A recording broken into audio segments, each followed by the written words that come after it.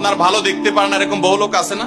এই হিংসা করলে অনেক সময় বদনজর লাগে, বদনজর। আপনার ভালো কিছু হতে আরেকজনের জ্বালা পড়া শুরু হয়েছে, এর কারণে অনেক সময় মানুষ ক্ষতিগ্রস্ত হয়। বহুবার এই সূরা পড়ে তৎক্ষণাৎ একেবারে পড়ার সাথে সাথে আমি কার্যকরিতা আমার চোখে বহুবার দেখেছি, আলহামদুলিল্লাহ।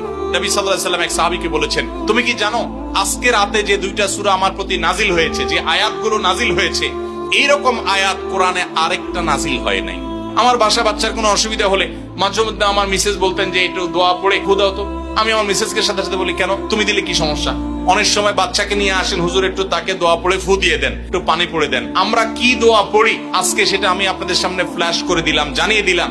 আপনার যদি কোনো বিপদ হয়, আজকে অনেক ভাই প্রশ্নে লিখেছেন, অনেক সময় মানুষ বলে, ভাই আমার বাচ্চাটার এই সমস্যা, আমার ওই ওয়াইফের এই সমস্যা, আমার স্বামীর এই সমস্যা, আমার এই সমস্যা, আমরা আল্লাহর কাছে আশ্রয় চাইতে জানি না। আজকে শিখে যান, এই দুইটা সূরা নাজিল হওয়ার যে প্রেক্ষাপট, সেই ঘটনা শুনলে আমাদের ঈমান আরো বেড়ে যাবে ইনশাআল্লাহ। নবী সাল্লাল্লাহু আলাইহি ওয়াসাল্লাম একবার অসুস্থ হয়ে পড়েছেন এবং অসুস্থতাটা এত মারাত্মক ছিল যে আম্মাজান আয়েশা রাদিয়াল্লাহু আনহা বলেছেন, অনেক কাজ তিনি করেন নাই অথচ তিনি বলতেন তিনি করেছেন, মানে তার মনে হতো তিনি করেছেন।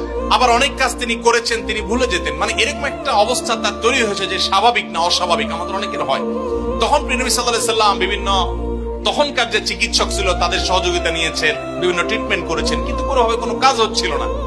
আল্লাহ রাব্বুল আলামিন তার নবী সাল্লাল্লাহু আলাইহি ওয়াসাল্লামের চিকিৎসার জন্য দুইজন ফেরেশতা পাঠিয়েছেন।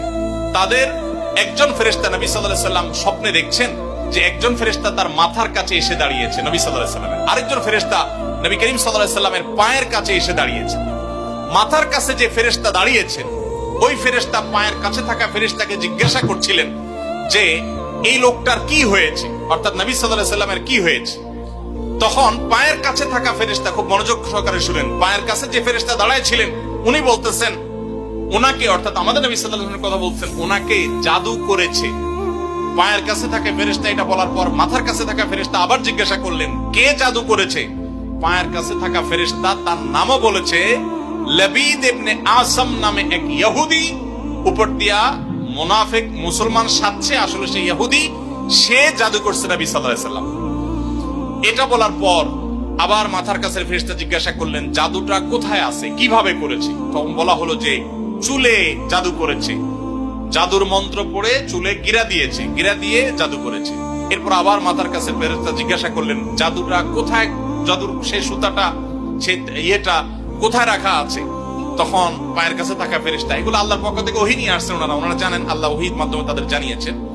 তো তারা বললেন যে, তিনি বললেন যে সেটা অমুক কূপের নিচে, পাথরের নিচে চাপা দিয়ে রাখা আছে।